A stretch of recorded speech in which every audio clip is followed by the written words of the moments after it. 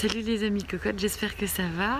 Nous, les vacances continuent, donc ça fait du bien, on a le soleil, on passe des moments en famille, puisqu'en ce moment on est chez les grands-parents, donc les enfants adorent. Nous, ça nous permet de aussi partager des moments en famille, et puis ça fait du bien.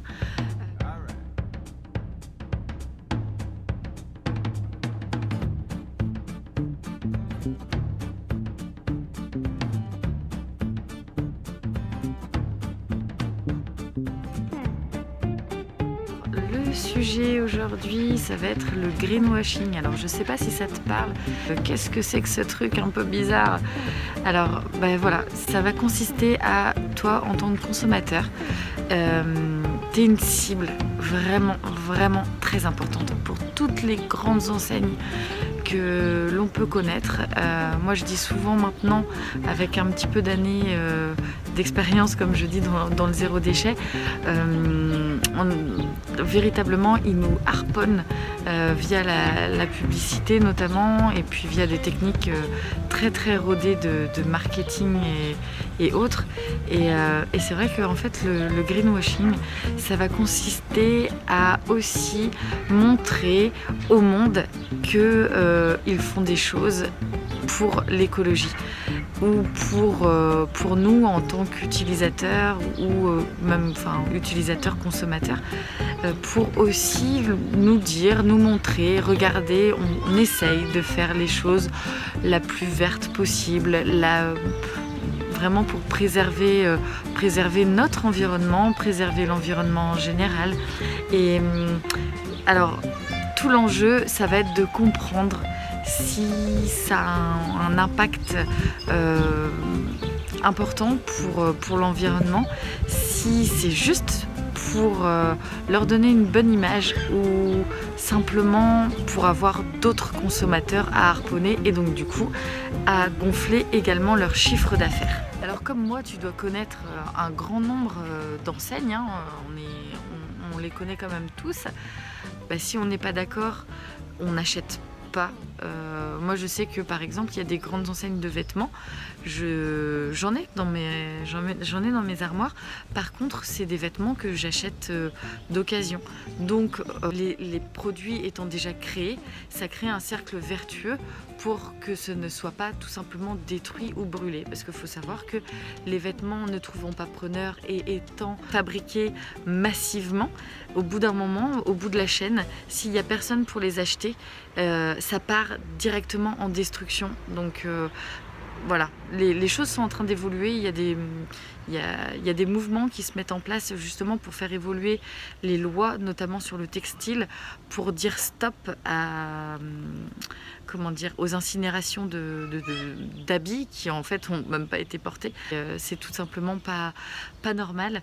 Par contre, à côté de ça, ces grandes enseignes vont mettre une benne à l'entrée de leur magasin en disant regardez, nous on fait attention à l'environnement, alors que derrière, à des milliers de kilomètres de chez nous, ils vont polluer à des surfaces inimaginables de kilomètres carrés, avec des répercussions humaines et environnementales importantes.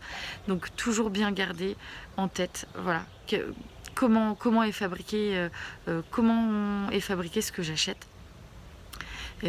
Bien sûr, après tu vas peut-être me dire oui, c'est bien joli tout ça, mais il y a le prix qui rentre en compte. Moi j'ai pas le porte-monnaie pour acheter des choses made in France et faites dans une éthique impeccable.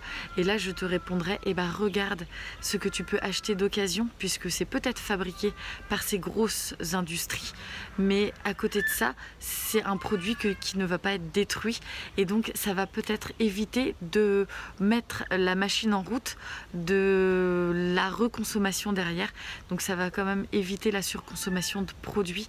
Donc c'est quand même important, même si c'est des produits de chez eux que tu vas acheter. Le fait de ne pas acheter du neuf, ça permet de dire moi la machine a surconsommé, je suis pas d'accord. Donc bon, si voilà, tout à chacun pouvait faire un petit peu cette démarche-là quand on achète, de se dire qu'au niveau éthique et écologique, ben, c'est quelque chose qui ne nous correspond pas. Et je pense qu'en tant que maman, d'autant plus, moi je sais que avant j'étais grande consommatrice, notamment comme je te parlais l'exemple du textile, je pouvais dépenser des sommes astronomiques en vêtements par rapport à ce que je gagnais.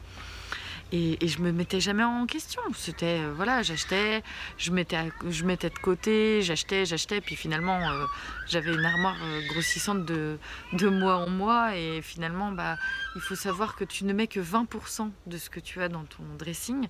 Donc concrètement, tu as 80% qui ne te sert pas. Donc pourquoi consommer 80% de ce que tu vas pas mettre? Donc c'est un petit peu paradoxal.